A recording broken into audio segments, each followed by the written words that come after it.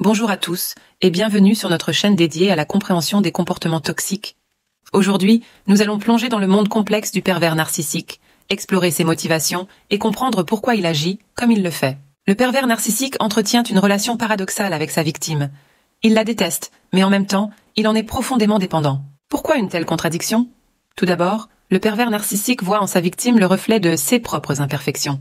Elle lui rappelle ce qu'il est le plus chez lui-même. Ses faiblesses, son manque d'amour-propre, ses insécurités, c'est comme un miroir déformant qui lui renvoie une image qu'il ne peut supporter. Mais attention, si ce sujet vous interpelle, n'oubliez pas de vous abonner à notre chaîne pour ne manquer aucun de nos contenus sur les relations toxiques et le développement personnel. Malgré cette haine, le pervers narcissique a un besoin vital d'une victime. Elle est essentielle à son équilibre psychologique fragile. Pourquoi? Parce qu'elle lui permet de maintenir l'illusion de sa propre grandeur.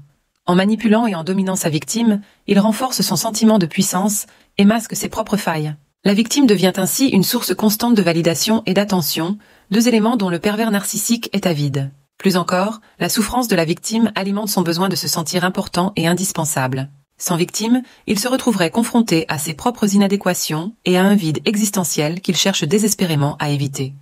Un autre aspect fascinant du comportement du pervers narcissique est son attirance pour le conflit. Le conflit est pour lui une arène où il peut démontrer sa supposée supériorité et exercer son contrôle sur les autres. C'est une opportunité de manipuler, de déstabiliser et de dominer. Dans ces situations, il peut se positionner soit en victime, soit en héros, selon ceux qui servent le mieux, ses intérêts du moment. Le conflit génère une attention intense, nourrissant son besoin insatiable de reconnaissance. De plus, le chaos émotionnel créé par le conflit lui permet de maintenir ses proches dans un état de confusion et de dépendance. Si vous trouvez ces informations utiles, n'hésitez pas à laisser un like à cette vidéo. Cela nous aide à atteindre plus de personnes qui pourraient avoir besoin de ces connaissances. Mais qu'est-ce que le pervers narcissique déteste par-dessus tout? L'indifférence. C'est probablement ce qu'il abhorre le plus, car elle le prive de l'attention et de la validation dont il a désespérément besoin. Il ne supporte pas non plus la critique ou la remise en question de ses actions, car cela ébranle sa façade de supériorité. L'autonomie et l'indépendance de ses victimes sont perçues comme des menaces directes à son emprise.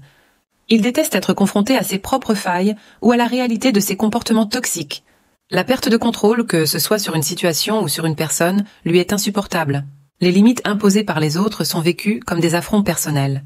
Enfin, l'empathie authentique et les relations équilibrées lui sont étrangères et menaçantes, car elles remettent en question son système de valeurs basé sur la manipulation et la domination.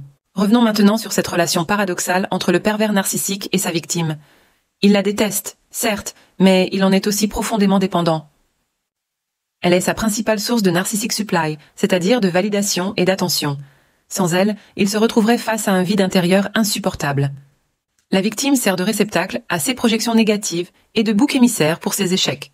Cette dépendance crée un cycle toxique où le pervers narcissique alterne entre dévalorisation et idéalisation de sa victime. Il est incapable de la laisser partir, mais incapable aussi de développer une relation saine et équilibrée. N'oubliez pas de nous suivre sur nos réseaux sociaux pour plus de contenu sur le développement personnel et les relations saines. Votre soutien nous permet de continuer à produire du contenu de qualité sur ces sujets importants.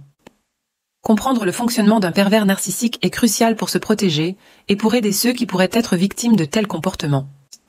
Si vous pensez être dans une relation avec un pervers narcissique ou si vous connaissez quelqu'un qui pourrait l'être, n'hésitez pas à chercher de l'aide. Pour ceux qui auraient besoin d'un accompagnement plus personnalisé, je vous invite à visiter le site perversenarcissique.org. Vous y trouverez des ressources précieuses et la possibilité de vous faire coacher par des professionnels expérimentés dans ce domaine. Merci d'avoir regardé cette vidéo jusqu'au bout. N'oubliez pas de laisser un commentaire pour partager votre expérience ou vos questions. Prenez soin de vous et à bientôt pour une nouvelle vidéo.